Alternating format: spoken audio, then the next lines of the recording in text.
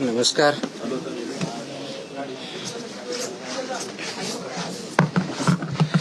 थोडी मला माझे डॉक्युमेंट ठेवा, थोडी तर जागा ठेवा.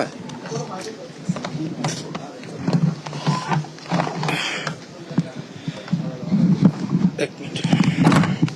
सॉरी.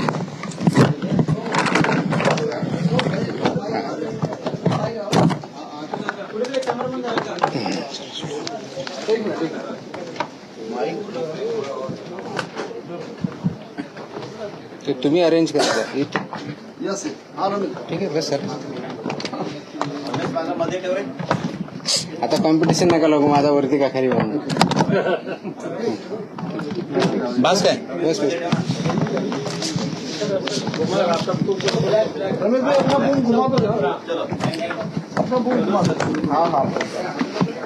बस thank you.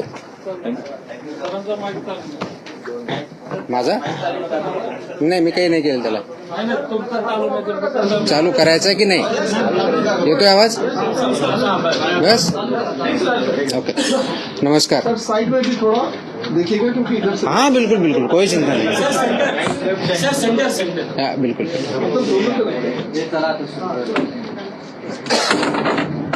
Safe food, safe drugs, safe Maharashtra ही जी मोहीम आपण हाती घेतलेली आहे, त्याच्यामध्ये आपण जे पावलं उचलत आहोत, त्या पावलाचा पुढचा टप्पा आज आपण कार्यान्वित करत आहोत. म्हणजे तो कार्यान्वित होता, पण त्याला वेगळ्या पद्धतीने आपण कार्यान्वित करत आहोत. गेल्या 8-10 दिवसापूर्वी आपण HRE ऑर्डर काढली, हॉटेल्स, रेस्टॉरंट्स, इटरीच्या बाबतीतली ऑर्डर काढली आणि त्याबद्दलचे इम्प्लिमेंटेशन अक्रॉस महाराष्ट्र चालू आहे. त्याच्यावरती कारवाई होते आहे. आता त्याच्या पुढचं आपल्या अन्नामध्ये सर्वात महत्त्वाचा जो घटक असतो तो असतो दूध, मिल्क अँड मिल्क प्रॉडक्ट्स. त्या बाबतीत मी स्टार्टिंगला आल्यानंतर महाराष्ट्रातले जे दूध उत्पादक आहेत, मिल्क प्रॉडक्टवाले जे आहेत, ते प्रोड्युसर्स आहेत, यांची एक मीटिंग याच ठिकाणी घेतली होती आणि त्याच्यामध्ये आपली परिस्थिती काय आहे हे त्यांच्या निदर्शनास आणून दिलं होतं. कोणते रेग्युलेशन्स, रूल्स, स्टँडर्ड्स त्यांनी पाळायचे, कशा पद्धतीने पाळायचे याबद्दलही त्यांना प्रेझेंटेशन करून जवळजवळ 1 तास त्याच्यामध्ये चर्चा करून त्यांना मार्गदर्शन केलं होतं. त्यानंतर बऱ्याच अंशी काही ज्या मोठ्या इस्टॅब्लिशमेंट्स आहेत त्यांनी त्यांच्या स्तरावर त्यांच्या कर्मचाऱ्यांचं प्रशिक्षण घेणं, त्यांचे जे व्हेंडर्स आहेत त्यांचं प्रशिक्षण घेणं, यांचंही काम चालू केलेलं आहे. ही चांगली गोष्ट आहे. परंतु फक्त तेवढ्यापुरतं जाऊन आपल्याला थांबता येणार नाही. आपल्याला सर्वंकष जी इकोसिस्टम आहे, दूध प्रक्रियेमधली पूर्णपणे इकोसिस्टम, अगदी प्रोड्युसरपासून म्हणजे फ्रॉम फार्म टू प्लेट, म्हणजे कंझ्युमरच्या ताटात जाईपर्यंत फार्म टू प्लेट ह्या कन्सेप्टवरती आपल्याला काम करावं लागणार आहे. आणि त्या साखळीमधले सर्वजण जे आहेत त्यांनी हे जे स्टँडर्ड्स आहेत ते पाळणं, ते इम्प्लिमेंट करणं आणि त्या अनुषंगाने त्या मानांकनानुसार तो प्रॉडक्ट तयार करणं, स्टोअर करणं, ट्रान्सपोर्ट करणं, प्रोसेस करणं आणि विकणं, या सर्व गोष्टीवरती काम करावं लागणार आहे.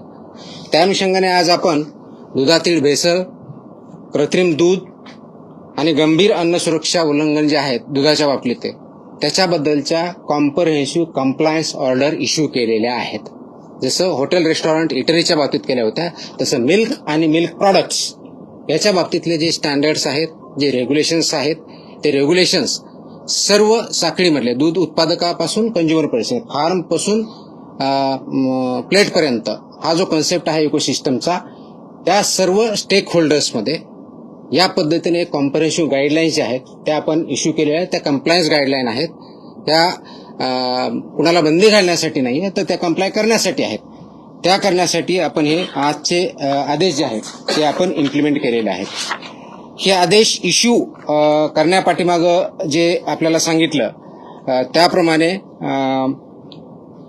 दूध उत्पादकांना म्हणजे अगदी कलेक्शन सेंटरपासून, बल्क मिल्क कूलरपासून ते कोल्ड चेन मेंटेनपर्यंत, ते प्रोसेसरपर्यंत, पॅकर्सपासून, ट्रान्सपोर्टरपासून सेलर्सपर्यंत यांना कोणते मानकाला नियम लागू आहेत?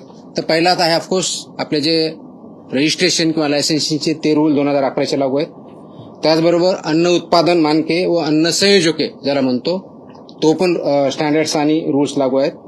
त्याचबरोबर दूषके विषय व अवशेष हे जे आहेत 2011चे ते पण स्टँडर्ड्स लागू आहेत. विक्रीवरील प्रतिबंध व निर्बंध जे आहेत प्रोहिबिटेड आयटम्सच्या बाबतीत रेग्युलेशन्स ते पण लागू आहेत.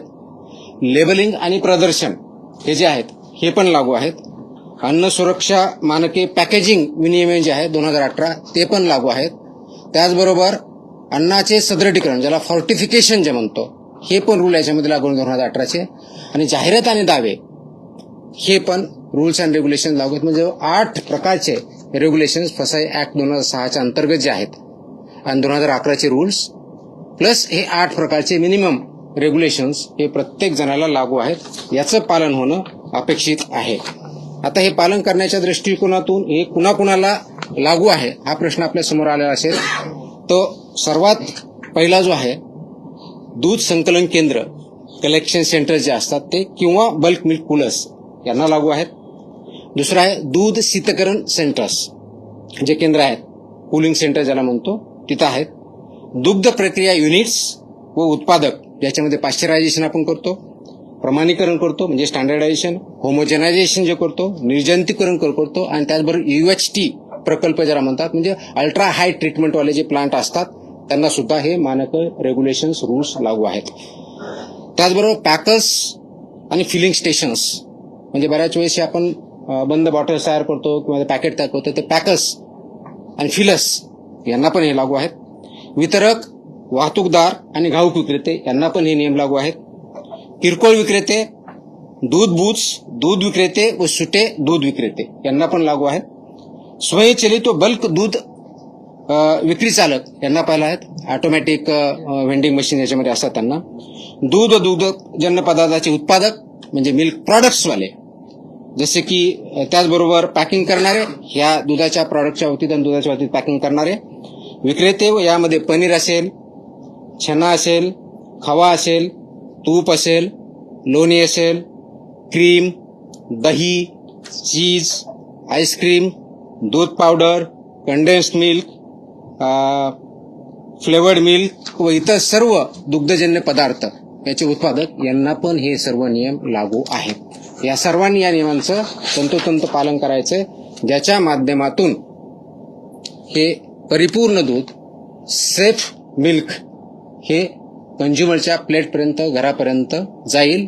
कोणत्याही प्रकारचं त्याच्यामध्ये अडल्टरेशन असणार नाही, कोणत्याही प्रकारचं त्याच्यामध्ये कंटॅमिनेशन असणार नाही, कोणत्याही प्रकारचं सबस्टँडर्ड मिल्क ते असणार नाही. म्हणजेच सेफ असेल, अनसेफ किंवा सबस्टँडर्ड किंवा मिसब्रँडेड अशा प्रकारचं मिल्क किंवा मिल्क प्रॉडक्ट्स हे कंझ्युमरपर्यंत आपल्याला देता येणार नाही, विकता येणार नाही किंवा प्रक्रिया करता येणार नाही. यासाठी हे नियम लागू आहेत.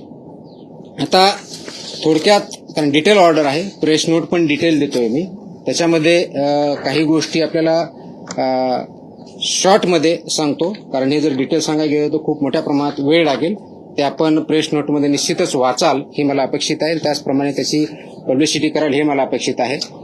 पण थोडक्यात जर आपल्याला सांगायचं झालं तर याच्यामध्ये जसं ॲप्लिकेबिलिटी सांगितली त्याचप्रमाणे याच्या बाबतीत कर्तव्य व जबाबदाऱ्या ज्या आहेत या FBO ज्या फूड बिझनेस ऑपरेटर ह्या सेक्टरमध्ये जे काम करतात त्याच्यामध्ये त्याचे हाताळणारे दूध व दुग्धजन्य पदार्थ हाताळणारे, प्रक्रिया करणे, साठवणे, वितरण करणे, विक्री करणे अशा सर्व आस्थापनामध्ये याच्यामध्ये हे इम्प्लिमेंटेशन करणं गरजेचं आहे. तिथल्या पायाभूत सुविधा आणि स्वच्छता ह्या महत्वाच्या आहेत. जे युनिट आहे जसं हॉटेलच्या बाबतीत मी सांगितलं होतं तसं या बाबतीत पण आहे. हे आस्थापना जी असतात ह्या पूर्णपणे दूषितीकरणाचे संभाव्य स्त्रोतस्थान म्हणजे ज्याला पोल्युशनची शक्यता जी असते त्याच्यापासून दूर असणं अपेक्षित आहे. धूळ, सांडपाणी आणि कीटक यांपासून पूर्णपणे दूर असणं आणि प्रोटेक्ट असणं गरजेचं आहे. दूध स्वीकारणे दॅट इज रिसेप्शन करणे, शीतकरण करणे, कोल्ड करणे, प्रक्रिया प्रोसेसिंग करणे, पॅकिंग, साठवणूक करणे यासाठीचं स्पष्टपणे त्याचे एरिया दाखवला पाहिजे. एखादी डेअरी आहे किंवा प्रोसेसिंग प्लांट आहे, या ठिकाणी असे वेगवेगळे एरिया आहेत ते डिमार्केट केले पाहिजेत, लेबल केले पाहिजे आणि त्या ठिकाणी तेच काम करता आलं पाहिजे. जसं हॉटेलच्या बाबतीत मी बोललो होतो की किचनमध्ये रिसेप्शनचा वेगळा पाहिजे, सिग्रिगेशनचा वेगळा पाहिजे, व्हेजचा पाहिजे. तसंच या बाबतीत सुद्धा जे दूध स्वीकारलं जातं तो वेगळा डिमार्केटेड एरिया पाहिजे, तिथले स्टँडर्ड्स वेगळे ते त्याप्रमाणे पाळले पाहिजेत, इम्प्लिमेंट केले पाहिजेत. शीतकरण करण्याच्या बाबतीतल्या काय आहेत तिथं केले पाहिजेत. प्रोसेसिंग करण्याच्या बाबतीत आहे त्या ठिकाणचा वेगळा एरिया पाहिजे. पॅकिंग आणि साठवणूक ह्या वेगळ्या गोष्टी आहेत. याच्यामध्ये कोणत्याही परिस्थितीत परस्पर दूषितीकरण किंवा क्रॉस कंटॅमिनेशन होणार नाही याची काळजी आपल्याला घ्यायची, कारण हे क्रिटिकल पॉइंट असतात. त्याला HACCP असं म्हणतो, hazard analysis and critical control points असं म्हणतात. हे हॅझर्ड अनालिसिस त्यांनी ठेवणं, त्याच्यावरती डिटेलमध्ये थोड्या वेळा बोलच मी. तसं अपडेशन करणं, ते फसाईच्या स्टँडर्ड प्रमाणे आहे ते कंप्लाय करणं आणि ते इम्प्लिमेंट करणं. म्हणजे एका क्रिटिकल पॉइंटला जर ते सबस्टँडर्ड आलं किंवा ॲज पर स्टँडर्ड आलं नाही तर तिथंच ते रिजेक्ट झाला पाहिजे. पुढं ते गुड्स ते दूध किंवा दुग्धजन्य पदार्थ जो आहे पुढे जाता कामा नये, तो डिस्कार्ड तिथंच झाला पाहिजे. त्याच्यामुळे तर क्रिटिकल पॉइंट्स म्हणतात, त्याच्यामुळे क्रिटिकल कंट्रोल पॉईंट असं नाव दिलेलं आहे. क्रिटिकल तिथं बघायचं, ते स्टँडर्डला असेल तर तो पुढे प्रोसेस होईल, अन्यथा तिथंच तो रिजेक्ट होईल. ही प्रोसेस इम्प्लिमेंट करणं गरजेचं आहे. ही जर इम्प्लिमेंट केलं तर खूप मोठ्या प्रमाणात क्वालिटेटिव्ह फरक पडू शकतो, ते इम्प्लिमेंट करणं गरजेचं आहे. हा झाला पहिला मुद्दा, मी जे पायाभूत सुविधेच्या बाबतीत बोलतोय, स्वच्छतेच्या बाबतीत बोलतोय. दुसरा मुद्दा जो आहे, दुधाच्या संपर्कात येणारे सर्व पृष्ठभाग, भांडी, जे तुमचा सरफेस एरिया जिथे जिथे असेल तिथे भांडी, युटेन्सिल जरा म्हणतो, पाईपलाईन, टाक्या व उपकरणे ही फूड ग्रेड लेवलच्या पाहिजे. अन्न श्रेणीतील म्हणजे जरा फूड ग्रेड जे सामान असतं ते वापरणं गरजेचं आहे. Stainless steel, food grade stainless steel हेच प्रॉडक्ट वापरणं अपेक्षित गरज आहे, किंवा इतर मान्यता प्राप्त विषमुक्त गंजरोधक पदार्थांची असावीत, हे मॅन्डेट आहे.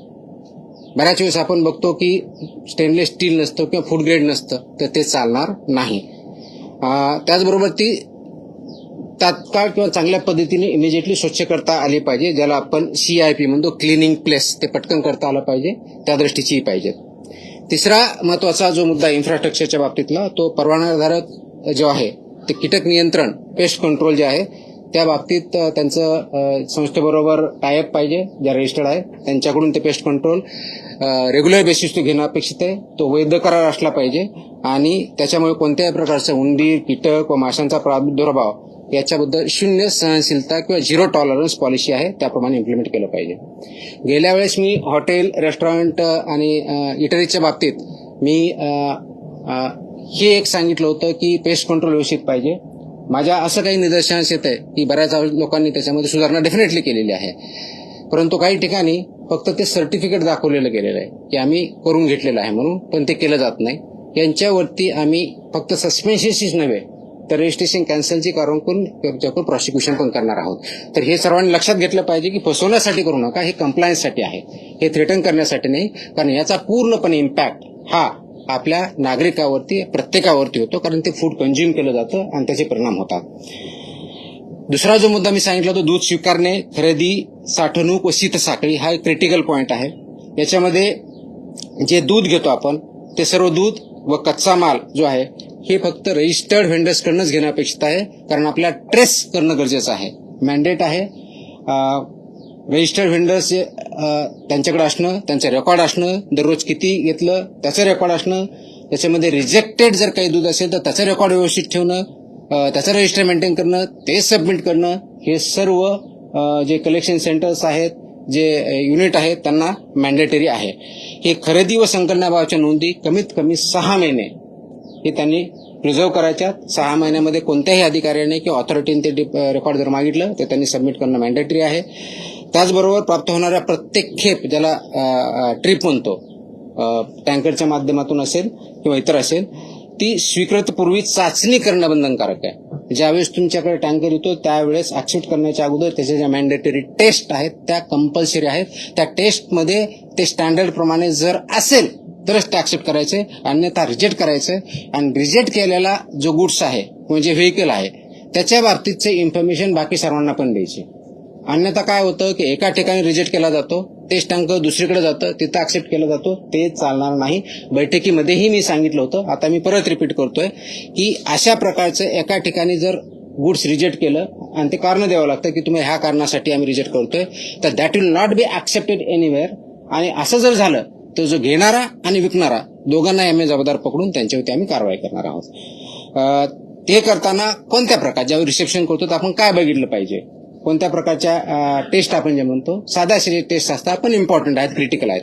जरा ऑर्गॅनोलेप्टिक तपासणी म्हणतात. आता ऑर्गॅनोलेप्टिक म्हणजे काय, आपल्याला आपल्या डोळ्याने दिसतं, नाकाने वास येतो, ह्या ज्या गोष्टी बघायच्यात, कलर असेल, ह्या गोष्टी त्याला ऑर्गॅनिक आपल्या ऑर्गन्सनी पंचेंद्रिय म्हणतो आपले जे आहेत त्याच्या माध्यमातून पहिली टेस्ट असते ते आपण बघायची असते. त्याचबरोबर तापमान टेम्परेचर आहे ते बघायचं असतं. दूध स्निग्धांश म्हणजे फॅट जे आहे त्याच्यामधलं ते टेस्ट करायचे असते. त्याचबरोबर सॉलिड नॉट फॅट्स याची काय परिस्थिती बघायची असते. क्लॉट ऑन बॉइलिंग किंवा अल्कोहोल टेस्ट ज्याला म्हणतो ती करायची असते. ही सर्व गोष्टी जर केल्या तर बेसिकली ते स्टँडर्ड प्रमाणे आहे किंवा सबस्टँडर्ड आहे किंवा अनसेफ आहे आपल्याला कळतं आणि त्याच्यानंतरच ते दूध ऍक्सेप्ट करायचं आणि मग पुढे जाऊ द्यायचं. ते जर त्या टेस्टमध्ये सबस्टँडर्ड येत असेल तर ते रिजेक्ट व्हायला पाहिजे आणि त्याच्यावरती त्यांना सांगून ते रिजेक्ट ऍक्च्युअली डिस्ट्रॉय व्हायला पाहिजे, कोणत्याही दुसऱ्या चेनकडे जाता कामा नये. दुसरी महत्वाची जी बाब आहे, शीत साखळी ही खूप क्रिटिकल आहे. कोल्ड चेन ज्याला म्हणतो, कोल्ड चेन मेंटेन करणं हे बंधनकारक आहे. त्याच्यामध्ये कोणत्याही प्रकारची तडजोड कॉम्प्रोमाइज आपण मान्य करणार नाही. कच्चं दूध जे असतं शक्यतोवर लवकरात लवकर आणि जास्तीत जास्त कोणत्याही परिस्थितीत 2 तासाच्या आत कोल्ड चेनमध्ये आणलं पाहिजे. म्हणजे तुम्ही दूध काढल्यानंतर 2 तासापर्यंत ते व्यवस्थितपणे त्याला कोणत्याही प्रकारचं बॅक्टेरियल किंवा हे ग्रोथ होत नाही. ते जर व्यवस्थित आपण सॅनिटरी कंडिशनमध्ये व्यवस्थित ठेवलं, प्रिझर्व केलं तर. पण 2 तासानंतर त्याला मात्र तासाच्या आत ऑलमोस्ट आपल्याला ते कोल्ड चेनमध्ये आणायचं असतं. कोल्ड चेन म्हणजे इथं 4 डिग्री सेल्सिअस असतं. आणि म्हणून आपण गेल्या मीटिंगमध्ये सांगितलं होतं की जे मेजर ठोक खरेदीदार आहेत, डेअरीज आहेत किंवा पावडर प्लांट किंवा इथं मिल्क प्रोड्युसर्स आहेत यांना डायरेक्टली जे घेतात तर ते सकाळी आणि संध्याकाळी 2 शिफ्टमध्ये कलेक्ट करा हे निर्देश दिले होते. कारण रात्री काढून ठेवलं तर सकाळपर्यंत ते ऑलरेडी खराब होणार आहे. टेम्परेचर 4 डिग्री सेल्सिअस जर शेतकऱ्याकडे नसेल त्या पद्धतीने ठेवायचं तर ते खराब होऊन दुसऱ्या दिवशी येणार आहे आणि तो प्रॉब्लेम होतो. म्हणून 2 वेळच्या शिफ्ट करायचे मी सांगितलं होतं. त्या दृष्टीने काही कारवाई चालू आहे, ते परिपूर्ण होणं अपेक्षित आहे. ते थंड केल्यानंतर त्या 4 डिग्री सेल्सिअसला ट्रान्सपोर्ट अगदी डेअरी जाईपर्यंत किंवा प्रोसेस जाईपर्यंत मेंटेन करायचं आहे. हे त्याच्यामधलं मॅन्डेट आहे.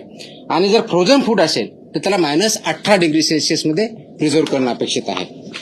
कोल्ड आणि फ्रोझन याच्यामधला हा फरक आहे, 4 डिग्री आणि -18 डिग्री. हेच करत असताना परत गेल्या वेळेस जसं सांगितलं होतं की हे पदार्थ जे आहेत जमिनीपासून उंच, भिंतीपासून दूर, झाकलेल्या, लेबल लावलेल्या, कीड प्रतिबंधक भांड्यातच ठेवायचे आहेत. त्या गाईडलाईन्स आहेत, त्याला फिफो सिस्टमनुसार ते इम्प्लिमेंट करायचं आहे. हा एक दुसरा भाग झाला. तिसरा क्रिटिकल जो पॉइंट आहे तो आहे उष्णता प्रक्रिया, भरणे, सीलबंद करणे आणि पॅकेजिंग करणे. हा क्रिटिकल तिसरा पॉइंट आहे. याच्यामध्ये हीट ट्रीटमेंट जी आहे ती योग्य प्रमाणात झाली पाहिजे, योग्य वेळेत झाली पाहिजे. जसं की आपल्या नियमानुसार असं आहे की पाश्चरायझन करायचं म्हणजे नेमकं काय करायचं आहे, तर पाश्चरायझन म्हणजे 63 डिग्री म्हणजे 63 डिग्री सेल्सिअसला कमीत कमी 30 मिनिटं तुम्हाला तापवावं लागतं. आय रिपीट, 63 डिग्री सेल्सिअसला 30 मिनिटं किंवा 72 डिग्री सेल्सिअसला तुमचे 15 सेकंद किंवा दोन्हीचं कॉम्बिनेशन. या लेवलला केलं तरच पाश्चरायझन होतं, नाही तर पाश्चरायझ होत नाही. ते पाश्चरायझन त्या लेवलला करणं अपेक्षित आहे. त्यानंतर इमिजिएटली ते 4 डिग्री सेल्सिअसला आणायचं. ही हीट ट्रीटमेंट झाली की कोल्ड तुमची 4 डिग्रीपर्यंत आणायची, मग ते पाश्चरायझ दूध होतं. अदरवाईज ते पूर्णपणे होत नाही. म्हणून आणि ते केल्यानंतर त्याला एक टेस्ट असते, फॉस्फेटेज टेस्ट म्हणतात त्याला. ती जी टेस्ट आहे ती निगेटिव्ह येणं अपेक्षित आहे, म्हणजेच ते प्रॉपरली पाश्चरायझ झालं हा त्याचा अर्थ होतो. हे जे पाश्चरायझ करणाऱ्या युनिट्स आहेत त्यांनी ही काळजी घ्यायची की या पद्धतीने होईल आणि याचा लॉग मेंटेन केला जाईल, त्याचा रेकॉर्ड मेंटेन केला जाईल आणि त्याच्यामध्ये पूर्णपणे ट्रान्सपरन्सी असेल. तसंच निर्जंतुकीकरण जे आहे जे म्हणतो हे सीलबद्ध पात्रामध्ये किमान ज्यावेळेस आपण म्हणतो ते 115 डिग्री सेल्सिअस 115 डिग्री सेल्सिअस तापमानावर कमीत कमी 15 मिनिटं तापवायचं. किंवा युएचटी ट्रीटमेंट असेल, अल्ट्रा हाय टेम्परेचर ज्याला म्हणतो, ते 135 डिग्रीला तापमानावर किमान 1 सेकंद एवढ्या टेम्परेचरमध्ये ते सीलबंद डब्यामध्ये पॅक करायचे आणि त्यानंतरच ते पॅकेज मिल्क म्हणून आपल्या ते पॅक जे मिल्क आहे त्याप्रमाणे आपल्याला करता येतं. तर ही प्रक्रिया जर आपण पार पाडली नाही तर याचा इम्पॅक्ट क्वालिटेटिव्ह होतो, त्याचा प्रिझर्वेशनवर होतो आणि ऑफकोर्स त्याचे जे स्टँडर्ड्स आहे याच्यावरती होतो. एक महत्वाचा मुद्दा याच्या बाबतीतला जो आहे तो उष्णता प्रक्रिया केलेले जे दूध आहे त्या बाटल्यामध्ये किंवा इतर पात्रामध्ये भरणे हे ऑटोमॅटिक म्हणजे यांत्रिकी पद्धतीने करणं अपेक्षित आहे. कारण ज्यावेळेस तुम्ही बाटली सीलबंद करता, फिटिंग अँड सीलिंग ज्याला म्हणतात, सीलबंद करता, ती मॅन्युअली केली तर परफेक्ट होत नाही, म्हणजे त्याला ऍक्च्युअली सीलबंद होत नाही, ते बंद होऊ शकतं. तर सीलबंद करण्यासाठी it has to be mechanical, हे मॅन्डेट आहे. त्याच्यामुळे ते प्लांटमध्ये केलं जातं आणि जेणेकरून ती उघडता येणार नाही, उघडली तर कळेल. कोणी जर ओपन केलं तर त्याच वेळेस कळेल आणि ओपन केल्यानंतर पुन्हा सेल करता येत नाही. तर तुम्हाला ते जर पाश्चराइज मिल्क किंवा ते सीलबंद केलेलं असेल तर सीलबंदच विकता येतं. त्याच्यामधून सुट्टं करायचं आणि त्याच्यातून सुट्टं दूध विकायचं हे चालणार नाही, हे अनुज्ञेय नाही, याला बंदिश आहे. तर ही दुसऱ्या प्रकारची सांगितलं उष्णता प्रक्रिया, भरणे, सीलबंद करणे आणि पॅकेजिंग करणे याच्याबद्दलचा क्रिटिकल पॉईंट आहे. चौथा जो पॉईंट आहे, गेल्या वेळेस बोललो होतो, आताही सांगतोय, जे हँडलर्स आहेत, फूड हँडलर्स, त्यांची अॅन्युअल चेकअप, त्यांचे ड्रेस कोड, त्याचं सॅनिटेशन हे सगळ्यांनी बघायचं आहे. हे करत असताना FSMS सिस्टम जी म्हटलं होतं, फूड सेफ्टी मॅनेजमेंट सिस्टम, ती त्यांनी इम्प्लिमेंट करायची, तयार करायची, इम्प्लिमेंट करायची. पण सर्वात महत्वाचं म्हणजे HACCP जे आता बोललो होतो, ज्याला हॅझर्ड अनालिसिस क्रिटिकल कंट्रोल पॉइंट्स, ही सिस्टम जोपर्यंत आपण इम्प्लिमेंट करणार नाही तोपर्यंत प्रोसेस चांगली होणार नाही, स्टँडर्डायझेशन प्रमाणे होणार नाही, आणि ते करणं गरजेचं आहे. आणि म्हणून हे इम्प्लिमेंट करणं, तो कम्प्लायन्सचे अपडेट करणं, म्हणजे आजच्या डेटपर्यंत अपडेट करणं, तो फसाईचे जे टोटल रेग्युलेशन्स आहेत 22, त्या 22 रेग्युलेशन, पर्टिक्युलरली 8 आता मी जो वाचून दाखवले त्याच्यापासून कम्प्लायंट असायलाच पाहिजे. तो डिस्प्ले करणं आणि 6-6 महिन्यांनी होईना तर पिरियॉडिक रिपीट करून ते इम्प्लिमेंट करणं हे अपेक्षित आहे. हे करण्यासाठी थर्ड पार्टी ऑडिट मॅन्डेटरी आहे आणि ते थर्ड पार्टी ऑडिट जर त्यांनी केलं तर ते तृतीय पक्ष लेखापरीक्षण हे बंधनकारक राहील आणि त्याच्यावरती आम्ही पण त्याच्यात जाऊन तपासणी करू. त्याचबरोबर मग ग्राहक माहिती, लेबलिंग आणि पारदर्शकता असायला पाहिजे. जे लेबलिंगच्या बाबतीत महत्वाची गोष्ट आहे, उत्पादाचे नाव, त्याचा वर्ग, क्लास ऑफ मिल्क, परवाना किंवा नोंदणी क्रमांक, लोगो असल्यात डेअरी प्रोडक्टचा लोगो असेल तर लोगो, घटकांची यादी, त्याच्यामध्ये कोणते कोणते घटक आहेत त्याची यादी, पोषण विषयक माहिती, nutritional information about the product of the food, म्हणजे मिल्क किंवा मिल्क प्रॉडक्ट जे असेल त्याच्याबद्दलची, हिरवे इथं चिन्ह आहे, कारण हे डिफाईंडच व्हेजिटेरियन म्हणून, त्याच्यामुळे त्याला हिरवाच चिन्ह भेटेल, त्याला रेड तुली भेटणार नाही. बेस्ट बिफोर एक्सपायरी किंवा यूज बाय हे दिनांक आणि मॅन्डेटरी व्यवस्थित पाहिजे, त्याच्यानंतरचं वापरायचं नाही. निव्वळ प्रमाण म्हणजे किती, नेट ज्याला म्हणू, ते किती आहे. उत्पादक किंवा पॅकिंग करण्याचे नाव व संपूर्ण पत्ता हे मॅन्डेटरी आहे. आणि कोणत्याही दूध किंवा दुग्धजन्य पदार्थाचे संघटन, फॅट, SNF, पोषण मूल्य, सेंद्रिय, नैसर्गिक, A1, A2 किंवा आरोग्याविषयक गुणधर्म याबाबत कोणताही खोटा, दिशाभूल करणारा किंवा अतिशयोक्ती दावा करण्यात येणार नाही. आपण जे लेबलिंग करू किंवा ऍडव्हर्टाईज करताना ह्या कोणत्याही गोष्टी याच्यामध्ये चालणार नाही. तर आमचे A1 आहे, A2 आहे, याच्यामध्ये असे क्वालिटीज आहेत, अगदी आईच्या दुधापेक्षा चांगलं आहे, हे ॲब्सोल्युटली मिसलिडिंग आहे. अशा कोणत्याही प्रकारचा क्लेम दूध किंवा दूध प्रॉडक्ट्सवाल्यांना करता येणार नाही. आणि असं जर कोणी करत असेल त्यांच्यावरती प्रॉसिक्युशन आणि क्रिमिनल प्रोसिडिंग सुद्धा आम्ही करू.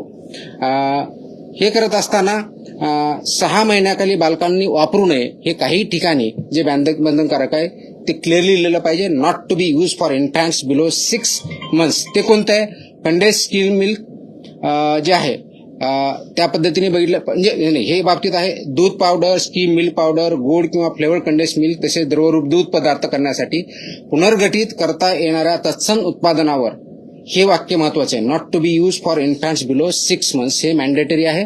आणि माझी विनंती आहे की पालकांना सुद्धा या पद्धतीचे प्रॉडक्ट्स हे 6 महिन्याच्या खालच्या बालकांना किंवा इन्फॅन्ट्सना देऊ नयेत.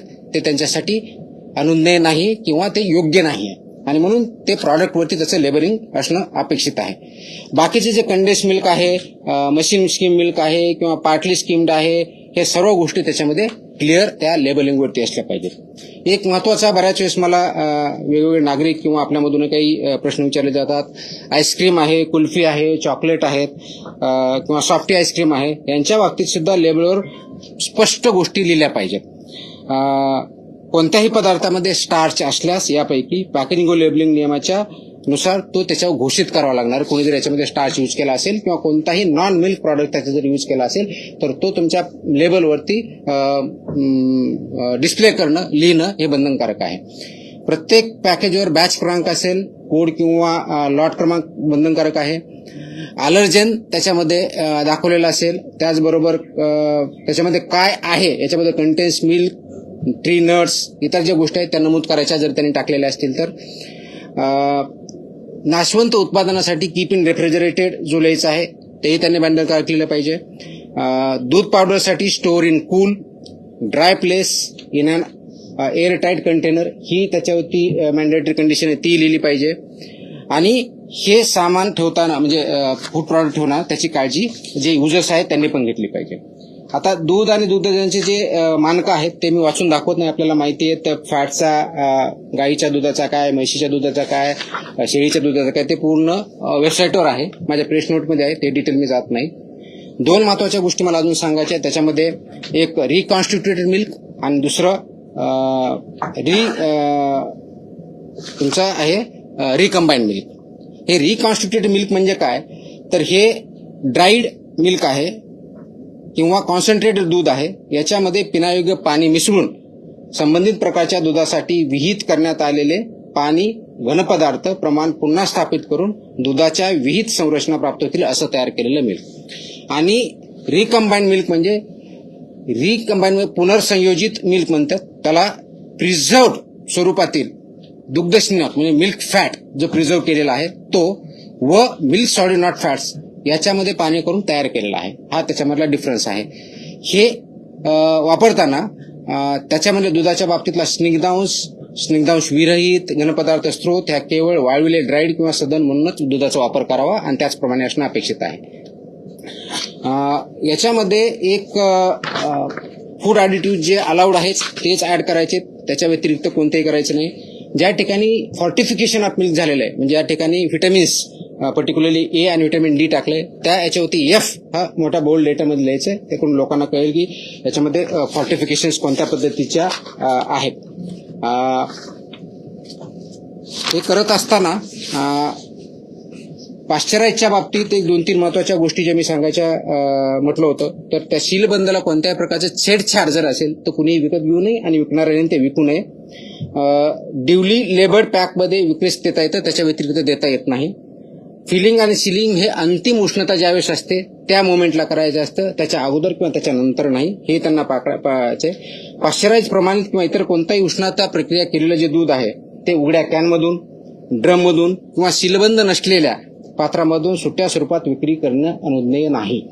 ते सीलबंदमध्येच विक्री करावं लागेल. त्याला ओपन करून ते ॲज अ लूज मिल्क म्हणून ते आपल्याला विकता येणार नाही.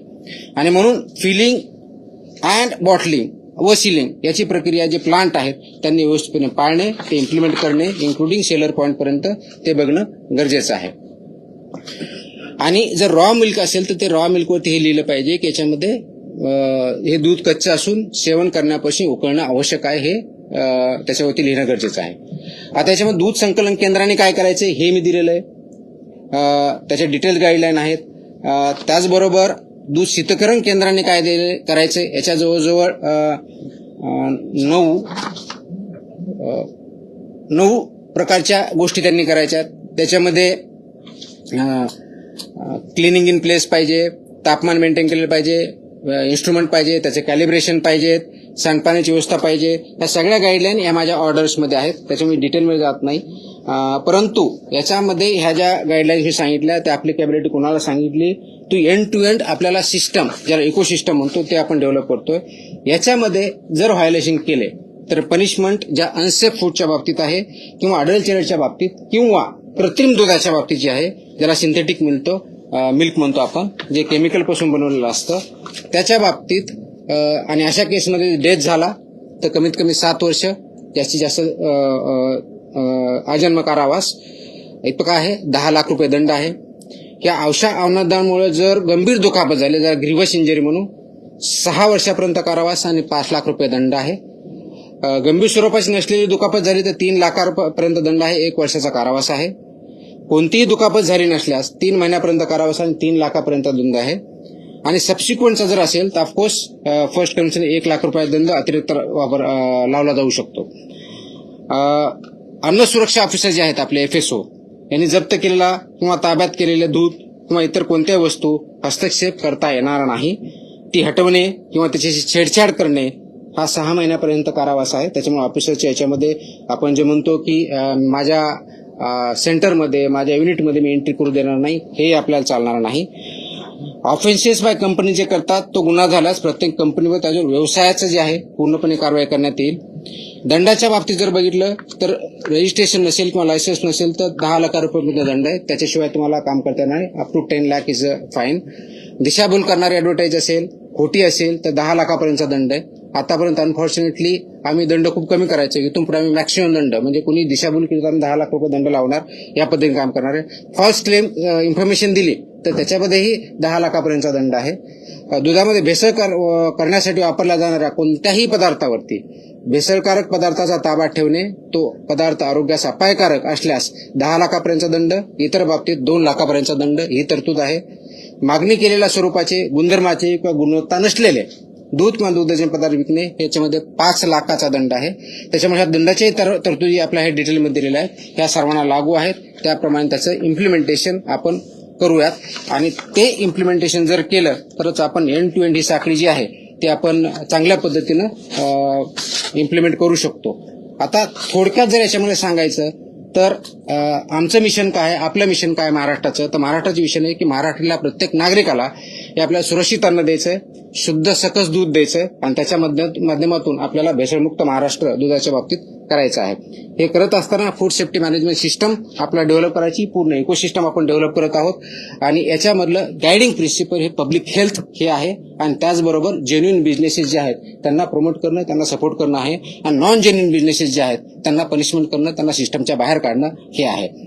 याच्यामध्ये आरोग्यविषयाच्या दुधातल्या ज्या थोडक्यात मी परत रिपीट करून चिंता काय आहेत तर पाण्याची भेसळ होते, हा महत्वाचा मुद्दा आहे. सिंथेटिक दूध वापरलं तर दुसरा मुद्दा आहे. युरिया, डिटर्जंट, कॉस्टिक सोडा, स्टार्च, ग्लुकोज, मेलामाइन इत्यादी रसायनांचा वापर करतो तो पूर्णपणे प्रोहिबिटेड आहे. तो पॉयझनस आहे. That is not allowed. ते करता येणार नाही. मिल्क, फॅट व एसएनएफ याच्या मानांकाप्रमाणे मानांकांचं उल्लंघन करता येणार नाही. अफ्लाटॉक्सिन, M1 आणि अँटीबायोटिक रेसिड्यू आहेत ते याच्यात असणं अपेक्षित नाही. जे लिमिट आहे त्याच्या बाहेर त्याच्यामध्ये येता कामा नयेत. कोल्ड चेन मेंटेन करणं मॅन्डेटरी आहे. विना परवाना किंवा विधान नोंदणी कोणताही उद्योजक याच्यामध्ये काम करू शकत नाही. चुकीचे लेबलिंग, ग्राहकाची दिशाभूल हे करता येणार नाही. अस्वच्छ परिसर किंवा अन्न हाताळ्या कर्मचाऱ्याच्या हेल्थकडे दुर्लक्ष किंवा अनहेल्दी कर्मचाऱ्यांनी ते करणं हे अपेक्षित नाही आहे. आणि म्हणून फार्म टू प्लेट या तत्वावरती ही जी इकोसिस्टम असणं अपेक्षित आहे ती परिपूर्ण विशेष सायकल करण्याचा आपला उद्देश आहे.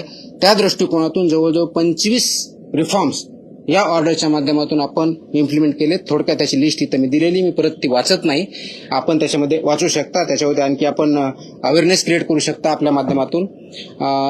संपायच्या अगोदर फक्त 2 गोष्टी. पहिलं आपलं जे होतं आपण निरीक्षण करायचो, नमुना घ्यायचो, अहवाल द्यायचो, कारवाई करायचो किंवा कारवाई झाल्यास सांगायचो. ह्या 3 पॉईंटवर चालवते. आपण आता तसं करत नाहीये. आपण आता पूर्णपणे एंड टू एंड इकोसिस्टमच्या दृष्टिकोनातून कारवाई करतोय. हेल्दी फूड, हेल्दी मिल्क, कोणत्याही फूडचा आयटम आणि हेल्दी ह्युमन बिईंग हा त्याच्या पाठिंब्याचा कन्सेप्ट, हा त्याच्या पाठिंब्याचा गोल आहे. ते करण्यासाठी आपण अनालिसिस करतो.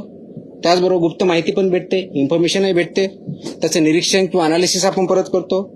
आपण टेस्टही घेतो, प्रयोगशाळाचं विश्लेषणही करतो. ट्रेसेबिलिटी आपण जसं सांगितलं की N2 आपण ते करण्याचा प्रयत्न करतोय. पुरवठा साखळीचा पूर्ण तपास करणार आहे आपण. मूळ स्रोतावरती कारवाई करणं आणि नंतर प्रॉसिक्युशन करणं या पद्धतीनं काम चालणार आहे. फक्त जो कोणी व्हेंडर आहे याच्यापुरतं मर्यादित न राहता तर पूर्ण ट्रेस आउट करून त्या सायकलमध्ये जे कोणी एलिमेंट इन्व्हॉल्ड आहेत त्या सर्वांवरती ह्या गोष्टी लागू आहेत. अशा दृष्टिकोनातून आपण काम करणार आहोत. त्याच्यामुळे ही चेकलिस्ट पण आपण दिलेली आहे आणि या दृष्टिकोनातून आपण काम करतोय. एक प्रश्न तुम्ही विचारणार आहात, त्याच्या अगोदर उत्तर देतो की रॉ मिल्क विक्रीला बंदी आहे का? त्याचं उत्तर नाही असं आहे. रॉ मिल्क तुम्ही विक्री करू शकता. ती विथ अटीच्या अधीन राहून आहे, त्या पद्धतीने करायची आहे. सिंथेटिक मिल्क म्हणजे नेमकं काय तर त्याचा उत्तर असं आहे की ते अस्सल दूध नाहीये, ते केमिकल पदार्थापासून आपण तयार केलेले हे सिंथेटिक मिल्क असतं. ट्रेसेबिलिटी म्हणजे काय तर उत्पादकापासून कंझ्युमर पर्यंत गेलं त्याचा आपल्याला ट्रेस आउट करता आला पाहिजे ह्या दृष्टीने आहे. कोल्ड चेन का महत्वाची तर त्याच्यामुळे दुधामध्ये सूक्ष्मजीव वाढू नये यासाठी ते कोल्ड चेन महत्वाची आहे. आणि फास्टॅग जो ऍप आहे तो फसाईने तयार केलेला food safety training and certification program जे आहे त्याच्या अंतर्गतच आपला कनेक्ट आहे. तो ऍप पण आहे आणि ते ट्रेनिंग पण आहे. हे आदेश हे बेसिकली अनुपालन आदेश आहेत, हे बंदी आदेश नाहीये. आणि त्यामुळे हे ग्राहकाच्या संरक्षणासाठी, त्यांच्या हेल्थसाठी आणि जेन्युइन उद्योजकांच्या बरारीसाठी आहेत. ते कुणाला प्रिव्हेंट निगेटिव्ह ऑर्डर नाही, हे पॉझिटिव्ह कंप्लायन्स ऑर्डर आहे आणि ते इम्प्लिमेंट करण्याचं काम, एन्श्युअर करण्याचं काम ॲज अ रेग्युलेटरी एजन्सीमधून कमिशनर फूड सेफ्टी किंवा FDA डिपार्टमेंटचं आहे. त्या दृष्टीने आपण काम करत आहोत. हे करण्याचा उद्देशच एवढा आहे की दूध हा घटक अगदी लहान मुलापासून वयोवृद्ध माणसापर्यंत सर्वजण डेली बेसिस, ऑलमोस्ट डेली बेसिसवरती त्याचा वापर होतो. त्याच्यामधून खूप मोठ्या प्रमाणावरती परिणाम झालेले आहेत. आणि म्हणून माझी सर्व याच्या उद्योजक जे आहेत त्याच्यामध्ये त्यांना विनंती आहे की हे जे स्टँडर्ड्स आहेत, हे जे रेग्युलेशन्स आहेत आणि ह्या ज्या ऑर्डर्स आहेत याचं तंतोतंत पालन करा, त्याचं इम्प्लिमेंटेशन करा, जेणेकरून FDAला आपल्या आल्यानंतर सॅटिस्फाय होऊन बाहेर येईल की आपल्यावरती कारवाई करण्याची गरज पडणार नाही. अन्यथा आम्हाला प्रॉसिक्युशन करण्यापासूनच जे जे व्हायोलेशन ज्या ज्या लेवलचे आहेत त्याप्रमाणे कठीणातली कठीण किंवा स्ट्रॉंगेस्ट ऍक्शन ती घ्यावी लागेल. Because we mean business, we don't compromise on the health of people. Thank you. राज्यातला किती दुधाची गरज आहे आणि यामध्ये किती संकलन होतं? आजच्या डेटला आपल्याकडे तो डेटा डेअरी विभागाकडे असतो, तो आपल्याकडे नाही. पुढच्या काही काळामध्ये हा डेटा आपल्याकडे पण येण्यासाठी आपण ऑनलाईन काही सिस्टम डेव्हलप करणार आहे. त्यावेळेस त्याचं परफेक्ट आन्सर मी देऊ शकेल. जी लोकसंख्या असते त्याच्या अनुषंगाने ती आवश्यकता असते. तसं सायंटिफिक स्टडी माझ्याकडे FDA डिपार्टमेंटला नाही, त्याच्यामुळे मला ते कमेंट करताना याचा डेटा हा आजच्या डेटला डेअरी विभागाकडे आहे. सर भेसळ पनीरवर काय करावं? आता मी सगळं बोलले, हीच कारवाई त्याच्यावरती भेसळ पनीर सगळे आले याच्यामध्ये, हे सगळ्या गोष्टी त्याच्यामध्ये आल्या. आज विधानसभेमध्ये आमदार जितेंद्र आव्हाडांनी एक प्रश्न उपस्थित केला तुमच्या अनुषंगाने स्पेसिफिक की तुमची या विभागातून बदली करण्यासाठी भेसळ करणाऱ्या लोकांनी 250 कोटी तिथे रुपये गेल्या प्रेसमध्ये त्याचं उत्तर दिलेलं आहे मी. That is way back. गेल्या प्रेसमध्येच उत्तर दिलेलं आहे. आज ते नियम एकंदरीत तुम्ही जे बंधनं किंवा ज्या अटी सांगितल्या बंधनं नाही, कंप्लायन्स ऑर्डर आहे. बंधनं नाही, स्टँडर्ड्स पाळा म्हणून सांगतोय. या अनुषंगाने जर आज कारवाई करायची झाली तर शक्य जेवढे इस्टॅब्लिशमेंट आहेत त्यांच्यावरती कारवाई होऊ शकते. असं नाही, आहेत ना काही चांगले. आपण सगळ्यांनाच असं चुकीच्या याच्यामध्ये एका मापदंडाने मापणं बरोबर नाहीये. याच्यामध्ये चांगलं काम करणारे आहेत तर वाईट करणारे आहे. जे सगळीकडे असं ते पर्सेंटेज किती आहे काय आहे हा भाग वेगळा असू शकतो. आणि म्हणूनच मी प्रथम मीटिंग घेतली होती. मीटिंगमध्ये सांगितलं होतं, त्याच्यानंतर बऱ्याच लोकांनी त्याच्यावरती काम करणं चालू केलेलं आहे. आता ह्या ऑर्डर त्याच्यामध्ये आणखी कॉम्प्रिहेन्सिव्ह आहेत, ते त्याचं इम्प्लिमेंटेशन करण्यासाठी ते प्रयत्न करतील आणि त्याच्यातून चांगला रिझल्ट येईल. तुमच्या या कारवाईत सर्व अनेक कारवाई चालू आहे, त्याच्यामध्ये तुम्ही जे घटक असतात त्या लॅबकडे पाठवताय, तो लॅबनं तुम्हाला जो हे येतोय काय अहवाल किती दिवसामध्ये येतोय, काय त्याचं जे कालावधी आहे? हा शेवटला बोलू का आत्ता बोलू? कारण तुम्हाला 1 महिन्याचा डेटाच देईल मी. Okay okay. सर जोडून की कायदेशीर काही त्याला आधार घेतात का काही जण? कारण का लॅबला गेल्यानंतर अनेक जण कायदेशीर पद्धतीनं पळवाट वगैरे काढतात का या माध्यमातून? कायदा इम्प्लिमेंट करण्यासाठी असतो. जे कायदा आहे तेच इम्प्लिमेंट होतं. त्याच्यामुळे कायदेशीर पळवाट हा शब्द प्रयोग माझ्या दृष्टिकोनातून योग्य नाहीये. जो कायदा आहे ते इम्प्लिमेंट करणं काम आहे आणि कंप्लायन्स करणं FBOचं काम आहे, इम्प्लिमेंट करणं FDAचं काम आहे. याच्या बाबतीत जर बोलायचं झालं तर त्याच्यात जे काही लॅक्युना असतील तर त्याच्यावरती विचार होईल. पण अशी कोणती लॅक्युना आहे आजच्या डेटला आमच्या निदर्शनास नाही. असं वाटेल त्याच्यावरती आम्ही काम करू. त्याच्या बाबतीतलं लॅबच्या बाबतीतला आपण प्रश्न विचारला. येस, आपल्याकडं सध्या गेल्या वेळेस थोडक्यात आला होता, पण यावेळेस डेटाच्या आधारे मी बोलतोय. सर्वसाधारणपणे आपण फूड सॅम्पल जर बघितले तर मी तुम्हाला कम्पॅरेटिव्ह डेटा देतो जून 2025 आणि जून 2026 ह्या 2 महिन्याचा. म्हणजे गेल्या वर्षाच्या जूनमध्ये किती सॅम्पल टेस्ट झाले आणि या महिन्याच्या जूनमध्ये किती सॅम्पल टेस्ट झाले. तर गेल्या वर्षी जून महिन्यामध्ये फूडचे 1622 सॅम्पल आपल्या 3 ज्या लॅब आहेत त्याच्यामधून झाले होते. यावर्षी जून महिन्यामध्ये 7494 सॅम्पल एवढे टेस्ट झालेले आहेत. त्याच्यामुळे रेट वाढलेला आहे. त्याची कालच मी डिटेल प्रेस नोट दिलेली आहे. याच्या बाबतीत आम्ही काय काय मेजर्स घेतलेले आहेत. त्याच्यामध्ये 2 शिफ्टमध्ये काम करणं आहे. त्याच्यामध्ये बॅचेसमध्ये टेस्टिंग करणं आहे. म्हणजे एकाच प्रकारचे जर 10 नमुने असतील, 15 असतील आणि तीच कॅपॅसिटी जर असेल तर तेवढे एका बॅचमध्ये लावणं असेल. त्याचं प्लॅनिंग मॅनेजमेंटच्या बाबतीत केलेलं आहे. प्रोहिबिटेड आयटमच्या बॅचेस प्रायोरिटीवरती घेतलेल्या आहेत, मिल्कच्या बॅचेस प्रायोरिटीवरती घेतलेल्या आहेत. आणि त्यांना स्पेसिफिक काही डेस दिलेले आहे की ते फक्त त्याचंच काम करतील. हे जे मॅनेजमेंट आहे किंवा इथलं ओव्हरऑल मॅनेजमेंट आहे त्याचं मॅनेजमेंटमध्ये फरक पडलेला आहे. अजून पुढच्या महिन्यामध्ये याच्यामध्ये फरक पडलेला असेल. आमचं टार्गेट असं आहे की ऑगस्टच्या पहिल्या आठवड्यापर्यंत म्हणजे जुलै एंडपर्यंत आपण करंट लेवलला येऊ, कोणत्याही प्रकारची लेगसी राहणार नाही. सो दॅट फूडचा सॅम्पल आला, याला 14 दिवसाची लिमिट आहे, त्या 14 दिवसाच्या आतच त्याचे रिझल्ट जातील. आणि फक्त रिझल्ट जाण्यापर्यंत आम्ही करणार नाही.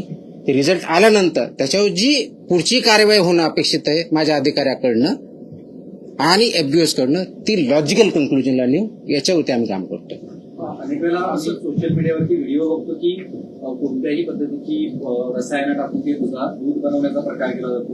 तशी कुठची आहेत किंवा त्याच्या बाबतीत काय? आपण याच्यावरती सोशल मीडियावरती रिस्पॉन्स मी नाही करणार. सोशल मीडियावरती कुणी काय टाकतं याला काय सोर्स नसतो. तर जे काय आता मी सांगितलं कोणत्या प्रकारचे अनवॉन्टेड म्हणजे प्रोहिबिटेड आयटम आहेत यूज करायला ते आपल्याला करताच येत नाही. तसे जे सापडतं आपण कारवाई करतोच. एक मिनिट. सदाभाऊ खोत आणि गोपीचंद पडळकर या दोन्ही आमदारांनी एक डेमो दाखवला होता विधानसभा अधिवेशनाच्या वेळेस. काही रसायनं आणून कसं दूध तयार करतात किंवा फॅट कसं अधिक वाढवतात आहे ना. तर अशा काही आपल्या निदर्शन असेल त्याच्यावरती आम्ही कारवाई करणार. ते अलाउड मी जे सांगितलं की सिंथेटिक मिल्क म्हणून किंवा केमिकल मिल्क म्हणून ते मिल्क नाही याच्या मुळामध्ये, तर ते इलिगलच आहे. It's not a milk, it's a poison. तर त्याच्यावरती आपण कारवाई करतोच. येस आता आपण मुंबईमध्ये जास्त अमूलचं दूध येतं. आपण राज्याबाहेर पण कारवाई करणार? माझा अधिकार राज्यापुरता आहे. मग सर्व त्याला कसं रोखणार? महाराष्ट्रात जे काही दूध येतं ते कोणते असू दे. महाराष्ट्रात जे दूध येतं किंवा जे प्रॉडक्ट असतात ते महाराष्ट्राच्या ज्युरिडिक्शन मध्ये आहेत. हे अमूल कूलचे जे दूध येतात, अमूल कूलचे जे दूध येतात स्वीट, ते किती दिवसापर्यंत ठेवू शकतो सर? त्याच्यावर लिहिलेलं असतं ना. 500 राजे आहेत आता मी सांगितलं, त्याच्या लिमिटेशन ठरलेले आहेत त्याच्या. जाहिरात सर बीडमध्ये म्हटलं की शिवराजमध्ये वेगवेगळ्या पद्धतीच्या जाहिराती केल्या जातात. सॉरी नाही, कोणतरी बोलतो बीडचं कोणतरी. हा, बीडमध्ये श्रीकृष्ण केक बर्फी फार्मवरती देखील कारवाई करण्यात आली. पण गावकऱ्यांचं असं म्हणणं आहे की लाखो रुपयांचा जो मुद्देमाल होता तिथे फक्त 35,000 रुपयाच हजार दाखवले आणि कारवाई म्हणजे आरोपी जे होते ते एकच जणावरती कारवाई केलेली, कारण तो 7 ते 8 जण होते त्या ठिकाणी. ज्यावेळेस कार्यवाही होते त्यावेळेस तिथला मुद्देमालाचा पंचनामा होतो, तो समक्ष होतो. ते किती आयटम आले त्याचे फोटो काढले जातात, त्याची व्हिडिओग्राफी पण आम्ही सांगतो. मोबाईलच्या माध्यमातून आपण काही वेगळे इन्स्ट्रुमेंट दिलेले नाहीत. त्याच्यामुळे असं जर कोणी म्हणत असेल की त्यांच्याकडे काही पुरावा असेल जे क्लेम करतात त्यांनी मला सादर करावं, त्याच्यानुसार मी त्याच्यावर कारवाई करेन. पण फक्त बोलायचं की एवढा मुद्देमाल लाखाचा होता, त्यांनी जाऊन बघितलं होतं का लाखाचा होता का 35,000चा होता का 1 कोटीचा होता हे मला माहित आहे. त्यांच्याकडे काही पुरावा असेल डेफिनेटली आपण कारवाई करू. ती कारवाई बीडमध्ये 2 दिवसापूर्वीची कारवाई बोलतो. रात्री 2-3च्या दरम्यान सुरू झालेली कारवाई येते. जशी इंटेलिजन्स आमच्याकडे आला, आमची टीम तिथे गेली, ते पूर्णपणे तपासल्यानंतर त्याच्यामध्ये सगळ्या चुकीच्या गोष्टी आढळल्या.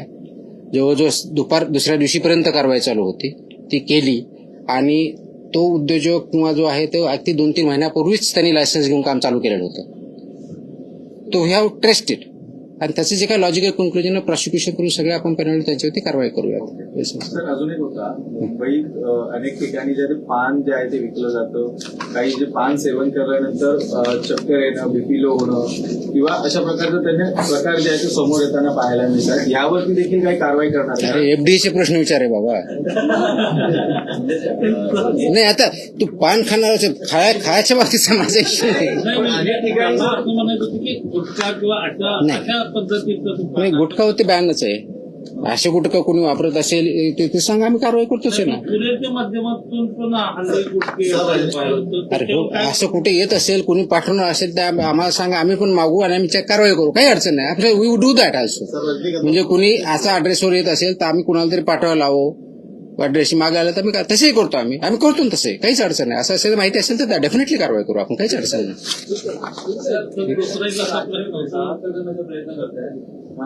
सॉरी परत बोला. तुम्ही राज्य व्यसनमुक्त करण्याचा प्रयत्न करताय, मात्र नवी मुंबईमध्ये महानगरपालिकेमध्ये बटाट्यामध्ये बरेच किडे आढळल्याचे आता समोर आले. कुठे? नवी मुंबईच्या महानगरपालिकेमध्ये. महानगरपालिकेत का हॉटेलमध्ये? कुठे? कॅन्टीनमध्ये. आम्ही तपासणी करू, पाठवा तिथं टीम, काय अडचण नाही. हा मुंबईमध्ये काय मुंबईमध्ये आहे सगळे दूध सेंटरवर दूध भेटत होतं. हा आता प्रत्येक गल्लीमध्ये दुकानामध्ये छोटे छोटे जे दुकान आहेत तिकडे दूध आता मिळतं ते जास्त भेसळयुक्त असतं. हे असं तुमचं म्हणणं आहे. खोटं असेल तर सांगा, आम्ही करतो. That is what we are expected. Please understand. ऐकून कसं असतं ज्यावेळेस हे गोष्टी असतात, दिस इज अ 3 खूप महत्वाचे स्टेक होल्डर आहेत त्याच्यामध्ये. एक FBO जो हा माल तयार करतो विकतो, तो व्यावसायिक जो आहे तो. दुसरा रेग्युलेटर म्हणजे आम्ही FDA, आणि तिसरा कंझ्युमर. या तिघांनी मिळून करायच्या गोष्टी आहेत. रेग्युलेटरचा रोल रेग्युलेटर डेफिनेटली करेल. कमी पडत आहोत आणखी इम्प्रूव्ह करू आम्ही, काही प्रश्न नाही. त्यासाठीच आपण हे जे ऑर्डर्स काढतोय, ऑर्डर काढण्याचे उद्देश काय? ऑर्डर काढण्याचा उद्देश एक काय, FBO यांना हे त्या ऑर्डर्स चांगल्या पद्धतीने परत माहीत व्हाव्यात. काय त्यांचे मानकं वापरायचे, कोणत्या प्रकारचे स्टँडर्ड करायचे हे माहिती व्हावं आणि त्यांनी कंप्लाय करावं. दुसरा उद्देश माझा, आणि तो महत्वाचा उद्देश आहे, की लोकांमध्ये जागृती तयार झालेली पाहिजे, अवेअरनेस झाला पाहिजे, की याच्या माध्यमातून होईल, त्यांनाही ह्या गोष्टी कळतील, त्यांनी क्वेश्चन करावेत. त्याच्यामुळे आपण एखादी गोष्ट विकत घेताना ती योग्य आहे का, ते पॅकेज वाचावं, त्याच्यामध्ये एक्सपायरी डेट आहे का, त्याचे कॉन्स्टिट्युएंट काय आहेत, ते फक्त समोरच्या पार्टला न करता पाठीमागचाही पार्ट बघा. कारण पॅकेजिंग 3 साईडनी होतं, समोरच्या बाजूने साईडने आणि पाठीमागच्या साईडने. तर ह्या ठिकाणी काय लिहिलेले ते पण वाचावं. तर ते वाचणं आणि आम्ही रेग्युलेट करणं. तर हे इज अ कंबाईन ऍक्टिव्हिटी. जिथं काही असं असेल तर डेफिनेटली आपल्याला जे मीन्स दिलेले आहेत त्या माध्यमातून आमच्यापर्यंत आलं तर आम्ही कारवाई करू. आम्ही सुमोटोही कारवाई करतो, कंप्लेंटच्या माध्यमातून करतो, इंटेलिजन्सच्या माध्यमातून करतो. त्याच्यामुळं it is a collective responsibility. तर प्रत्येक माणसापर्यंत मी पोहोचू शकत नाही, पण इंडिव्हिज्युअल माणूस आमच्यापर्यंत ह्या माध्यमातून पोहोचू शकतो. कंप्लेंटच्या माध्यमातून, ऑनलाईनच्या माध्यमातून, फोनच्या माध्यमातून तो पोहोचू शकतो. अशा जर काही चुकीच्या गोष्टी घडत असतील तर definitely please point it out. Will work on that. लोकसहभाग हा तुमच्या या चळवळीतला सगळ्यात महत्वाचा पार्ट आहे. ऑफकोर्स आता जे डेअरी आहेत ते म्हणजे जे सुट्ट दूध विकतात, तर त्याच्यात जी तुमची जी मानकं आहेत की बाबा एवढं याचं असलं पाहिजे, तर सामान्य माणसाला त्या ठिकाणी ते म्हणजे पॅकिंगला तुम्ही व्यवस्थित पॅकिंग आहे की नाही हे बघायला स्कोप आहे किंवा पण जे सुट्ट दूध त्या डेअरीतून मिळतं. मी आता खूप क्लिअरली सांगितलं. सुट्ट्याच्या बाबतीत व्हेरी क्लिअरली मी सांगितलं की तुम्हाला पॅकेज मधलं ओपन करून विकता येत नाही. शेतकरी स्वतः काढलेले ते दिलेले त्याप्रमाणे तो विकू शकतो.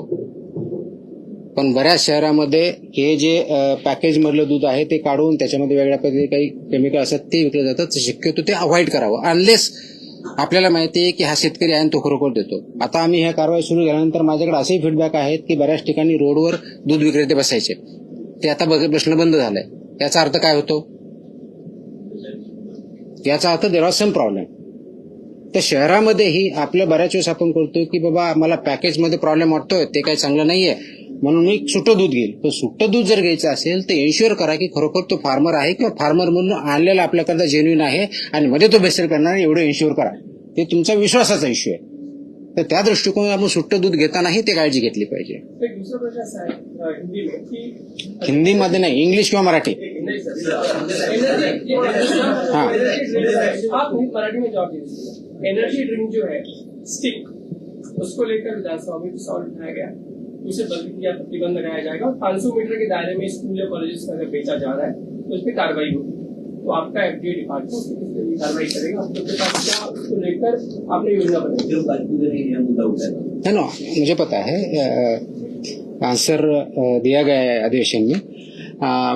इश्यू एवढा आहे की हे जे सो कॉल्ड एनर्जी ड्रिंक्स आहेत, त्याच्यावरती एनर्जी ड्रिंक लिहिलेलं आहे. 2 दिवसापूर्वी किंवा 3 दिवसापूर्वीची फसायची ऑर्डर 30 जून 2026 ची फसायने ऑर्डर्स काढल्या आहेत, नोटिसेस काढलेल्या आहेत. हे जे सो कॉल्ड एनर्जी ड्रिंक लिहिलेलं आहे ते लिहिता येत नाही, क्लेम करता येत नाही, म्हणून 30 जूनच्याच फसाईच्या ऑर्डर्स आहेत. अशा प्रोड्यूस करणाऱ्या ज्या कंपन्या 10-12 कंपन्या आहेत, इन्क्लुडिंग तुमचे पेप्सिको आहे, रेडबुल आहे, तुमच्या त्याच्यानंतर स्टिंग आहे, यांना नोटिसा 30 जून पूर्वी आताच काढलेल्या आहेत की तुम्ही असं लेबल करू शकत नाही. त्याचं कारण असं आहे की फसाई ऍक्ट मध्ये जे अनेक्षर ए आहे ज्याच्यामध्ये फूडच्या कॅटेगरी दिलेल्या आहेत आणि फूड कॅटेगरीमध्ये हे एनर्जी ड्रिंक असं काही डिफाईन केलेलं नाही. म्हणून त्या ऑर्डरमध्ये असं स्पेसिफाय केलेलं आहे की जे त्याचा आधार घेऊन किंवा शेड्यूल 4 ज्याच्या आधारे हे मानक आहे त्याचा आधार घेऊन तुम्ही एनर्जी ड्रिंक असं लिहिता कामा नये. हे त्या कंपनीला ऑलरेडी फसाईने नोटीस काढलेली आहे. त्याच्यामुळे तो त्याच्यावर लिहिण्याचा जो प्रकार आहे आता इथून पुढे बंद होईल. त्याच्या एक मिनिट, वो बंद होईल. आता दूसरा सवाल जो आपने किया कि स्कूल के बारे में जो रेगुलेशंस है स्कूल के 500 मीटर्स में क्या चाहिए, उसका क्लियर ऑर्डर है. कौन से उसमें आपका गुटखा नहीं रह सकता है, वो तो प्रोहिबिटेड है, लेकिन सिगार नहीं रह सकता है, कौन से आइटम रह सकते हैं, नहीं रह सकते हैं, इसका ऑर्डर है. वो इम्प्लीमेंट करना सभी की जिम्मेदारी है, particularly FDA department on the one hand and principal of the school on the other hand. Principal of the school owner वो 500 मीटर में अगर ऐसा कुछ है तो हमें बताए, हम उस पर कार्रवाई करेंगे. उसके बारे में डिटेल्ड ऑर्डर कुछ दिनों में मैं इशू कर रहा हूं कि स्कूल मैनेजमेंट ने क्या करना चाहिए, पेरेंट्स ने क्या करना चाहिए, FDA ने क्या करना चाहिए. अभी इस पॉइंट में हर एक डिस्ट्रिक्ट में टीचर्स ट्रेनिंग हो रही है थ्रू एजुकेशन डिपार्टमेंट डाइट के थ्रू. तो उसमें मैंने मेरे ऑफिसर्स, असिस्टेंट कमिश्नर लेवल के ऑफिसर वहां भेजे हैं. जो टीचर्स ट्रेनिंग हो रही उसी में जो स्कूल रेगुलेशन फूड के बारे में है वो क्या है वो बताने के लिए, ट्रेनिंग के लिए उसका एक सेशन हर एक डिस्ट्रिक्ट में हमने किया है, so that every teacher comes to know कि हमें क्या करना है क्या नहीं करना है. राइट फ्रॉम उनका वेंडर कैसा होना चाहिए, वहाँ कौन सा खाना अलाउ करना चाहिए, कौन सा नहीं करना चाहिए, कौन सा बैन है, ये सब गाइडेंस हर एक टीचर के पास जा रहा है, टीचर की ट्रेनिंग के थ्रू जा रहा है. अभी आज ऑन अभी चल रहा है, तो हर एक डिस्ट्रिक्ट में हो रहा है, तो एक अवेयरनेस होगा. उसके बाद कुछ दिनों के बाद 8-10 दिन के बाद मैं स्कूल का जो स्टैंडर्ड्स है फूड के बारे में, चिल्ड्रन के बारे में, न्यूट्रिशन के बारे में, उसका जैसा अभी दूसरा ये जो ऑर्डर निकला मिल्क एंड मिल्क प्रोडक्ट्स, वैसा ऑर्डर वो भी निकाल रहा हूँ. उसके तहत आपके जो क्वेश्चन है सब आंसर हो जाएंगे उसमें. तो सवाल ये क्या है कि एनर्जी ड्रिंक तो नहीं है, मतलब आप एनर्जी क्लेम नहीं कर सकते. नहीं कर सकते. तो अगर एनर्जी क्लेम नहीं कर सकते तो फिर कंपनीज आपको कहेगी कि हम क्या क्लेम कर सकते. सिंपल तो उनका और ये ऐसी ड्रिंक है, ड्रिंक कैफिनेटेड ड्रिंक या एरेनेटेड ड्रिंक या कार्बोनेटेड ड्रिंक डिफाइन होता है. उसके कंटेंट कितने होने चाहिए वो डिफाइंड है, उसका वायलेशन वो नहीं कर सकते. लेकिन वो एनर्जी ड्रिंक नहीं बोल सकते क्योंकि बहुत से लोग एनर्जी है इसलिए लेते या देते हैं. उसमें ये भी है कि 18 साल के नीचे लोगों को रिकमेंडेड नहीं है करके. It is not recommended, it is not ban but it is not recommended. तो पेरेंट्स से मेरी ये गुजारिश है, लोगों से मेरी ये गुजारिश है कि ये 18 साल के नीचे वाले लोगों को पीने मत दीजिए, प्रिवेंट कीजिए. It is not recommended, it is not advisable because it contains का तुम्हारा कैफीन है, उसमें इट कंटेन्स तुम्हारा शुगर है, वो कंटेंट है, उसमें कंटेंट लिखा हुआ होता है. और उसमें रिकमेंडेड भी लिखा है कि not recommended for persons below 18 years, lactating mothers, pregnant mothers, लिखा है उस पर, ये मैंडेटरी है. तो मेरा ये है कि लोगों ने इसको पालना चाहिए, इसका इम्प्लीमेंटेशन करना चाहिए, सेल्फ इम्प्लीमेंटेशन करना चाहिए, ऑटोमेटिकली प्रॉब्लम सॉल्व हो जाएगा. आप जैसे कह रहे हैं कि 18 साल के नीचे तो आप यूज नहीं कर सकते, लेकिन हम देखते हैं कि हाईली यूज रेगुलरली इस रिकमेंडेड, प्रिवेंटेड नहीं है, रिकमेंडेड है. तो वो तो हर एक इंडिविजुअल का चॉइस है ना. तो पेरेंट्स तो इसीलिए तो अवेयरनेस जो है, तो पेरेंट्स ने ये केयर लेनी चाहिए कि वो ड्रिंक नहीं कर रहे हैं. फिर अब आप कुछ इस तरह की सर्वे शुरू करेंगे स्कूल कॉलेज के बाद. सर्विस सर्वे शुरू करेंगे ताकि जैसी सर्वे जो एनर्जी है तो यही बोल रहा है कि मैं टीचर्स और प्रिंसिपल को हम जब ट्रेनिंग कर रहे हैं इनको यही तो बता रहे हैं. तो हर दिन तो वहाँ प्रिंसिपल रहेगा, टीचर रहेगा, हर दिन तो कोई अथॉरिटी नहीं रह सकता वहाँ पे. तो हर दिन उनके पास स्कूल में बच्चे आते हैं, पेरेंट्स से इंटरेक्शन रहता है, एरिया उनके कंट्रोल में, उनको फुल अथॉरिटी है. और उनका कोई कंप्लाई नहीं कर रहा तो हमें इंटीमेट करे, हम वहां पे कार्रवाई करेंगे. But primarily principal of the school has to do it. इसके ऑर्डर्स में निकाल रहा हूँ तो वो होगा. तो और इसके साथ पेरेंट्स ने कोऑपरेट किया, ऑटोमेटिकली ये हम काम अच्छी तरह से कर सकते हैं. जरूरी है. सर एक महत्वाचं लास्ट मागच्या आठवड्यामध्ये मुख्य सचिवांनी एक बैठक घेतली होती. त्या बैठकीला महिला बाल कल्याणचे सचिव, सगळे जेडपी सचिव, सीईओ आणि कलेक्टर होते. त्यावेळेला THR टेक होम रेसिपी जी योजना आहे त्या योजनेतून मुलांना घरपोच आहार दिला जातो 0 ते 6 महिने ते 3 वर्षापर्यंतच्या मुलांना. तर तो जनावरांनाही खाण्याच्या लायकीचा नाहीये आणि तुम्ही अशा पद्धतीनं देता आहात, अशा पद्धतीचं स्टेटमेंट मुख्य सचिवांचं होतं.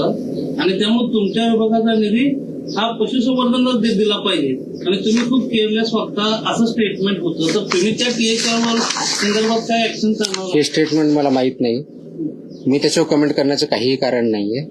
बट माझ्या डिपार्टमेंटच्या FDAचा जो काही रोल आहे तो एवढाच आहे की सर्व प्रकारचे जे काही फूड आहे त्याचं टेस्टिंग करणं, त्याच्यामध्ये अंगणवाडीला जाण्याच्या फूडचं ते पण टेस्टिंग करतो, जे स्वस्त धान्य दुकान आहे ते करतो. त्याच्याची इंटेन्सिटी आम्ही वाढवणार आहोत, सॅम्पल आणखी चांगल्या पद्धतीने वाढवणार आहोत आणि तिथं काही चुका असेल त्याच्यावरती आम्ही कारवाई करणार आहोत. अरे एक मिनिट, आता भरपूर वेळ झालाय. आणखी तुम्हाला याच्यावर थांबू का काही दुसरी जी महत्वाची चालली त्याच्यावर काही बोलू? म्हणजे माझी इच्छा नव्हती पण तुम्ही प्रश्न नंतर विचारणार होता. तो हॉटेल जेव्हा कारवाई विचारतो तुम्ही बोलला असता म्हणून ती प्रश्न ती पण देतोय. पण ह्या दोन सेपरेट आहेत. सो देर फर्स्ट ही ऑर्डर आहे ती परमनंटली लॉंग टर्मची, आणि हॉटेलच्या बाबतीत जी HRE ऑर्डर काढली होती आपण त्याच्यानुसार पहिल्या 2 दिवसाच्यात आपल्याकडे माहिती आलेली आहे. त्याच्यानंतरच्या आपण जे कारवाई केलेल्या आहेत 1 आणि 2 जुलैला तर महाराष्ट्रभरामध्ये एकूण 154 हॉटेल रेस्टॉरंटवरती आपण व्हिजिट केलेले आहेत, 154 अक्रॉस महाराष्ट्र. त्याच्यापैकी 32 हॉटेल रेस्टॉरंटचे परवाने रद्द करण्यात आलेले आहेत. 66 यांना इम्प्रुव्हमेंट नोटीस आपण दिलेली आहे. त्याचे डिटेल्स देईलच मी. त्याचबरोबर पान गुटखा, मसाला गुटखा विक्री याच्यावरती 13 व्यक्तींना अटक केलेली आहे गेल्या 2 दिवसामध्ये. 5 आस्थापना सील केलेल्या आहेत, 4 वाहनं जप्त केलेली आहेत. जवळजवळ 2,41,00,000 प्लस माल प्रतिबंधित अन्नपदार्थाचा साठा जप्त केलेला आहे. ह्या ज्या हॉटेलवरच्या कारवाया आहेत त्याच्यामध्ये ठाणे विभागात 10, नाशिक विभागात 10, पुणे विभागात 7, अमरावती विभागात 4, छत्रपती संभाजीनगर विभागात 1 इत्यादी निलंबनाच्या कारवाया झालेल्या आहेत. त्याचे नावं लिस्ट सगळी दिलेली आहे मी. अपेक्षित हे आहे की याच्यावरती लोकांनी सुद्धा आपण जिथं अन्न खातो ते व्यवस्थित आहे का, ते मानकाप्रमाणे आहे का हे बघणं अपेक्षित आहे. हॉटेल आहे तर तिथं पहिलं तर फसायचं लायसन्स किंवा लायसन्स आहे की नाही बघा. असेल तर अगदी ज्या मी HREच्या ऑर्डरमध्ये सांगितलेलं आहे ती स्वच्छतेपासून सगळ्या गोष्टी आहेत का ते बघा, जे आपल्याला दिसू शकतात. विभागनिहाय तुम्हाला जर हॉटेलच्या बाबतीतली माहिती दिली तर मुंबईमध्ये 17 म्हणजे बृहन्मुंबई हे विभागामध्ये 2 जिल्हे जे आहेत 17 आपण हॉटेलला व्हिजिट किंवा इन्स्पेक्शन केले, 5 सुधारणा नोटीस दिल्या. कोकणामध्ये 23, 10 परवानगी निलंबन केले. पुण्यामध्ये 53, 25 सुधारणा नोटीस, 7 परवानगी निलंबित केले. नाशिकमध्ये 20 सुधारणा नोटीस, 7 निलंबन परवानगी 10. छत्रपती संभाजीनगर 4 आस्थापनांना व्हिजिट केली, 1 परवाना निलंबित केला. अमरावतीमध्ये 23 ठिकाणी व्हिजिट केल्या, 15 सुधारणा नोटीस दिल्या, 4 निलंबन केले. नागपूरमध्ये 14 सुधारणा नोटीस 10 आणि महाराष्ट्रामध्ये एकंदर 154 व्हिजिट, 62 सुधारणा नोटीस, 32 लायसन्स सस्पेंड केलेले आहेत. आणि याच्यापेक्षाही मोठी कारवाई आजही चालू आहे आणि चालू राहणार आहे. मात्र आमचा फोकस सगळ्या सेक्टरवरती राहणार आहे. हॉटेल चालू झालं म्हणजे दूध कमी झालं किंवा प्रोहिबिटेड आयटम कमी झालं असं नाही. प्रोहिबिटेड आयटम कशाही परिस्थितीत आम्ही कमी करणार नाही. दूध आणि दुधाचे पदार्थ याच्यावरती खूप मोठा फोकस आहे. वेगवेगळे सेक्टर्स आहेत, त्या वेगवेगळ्या सेक्टरवरती कारवाई चालू आहे आणि त्याचे परिणाम आपल्याला पुढच्या काळात डेफिनेटली दिसतील. आय थिंक नाही आता बस झालं, आपण खूप बोललो, माझा घसा दुखायला लागला. आपण नंतर भेटूया. चलो, थँक्यू.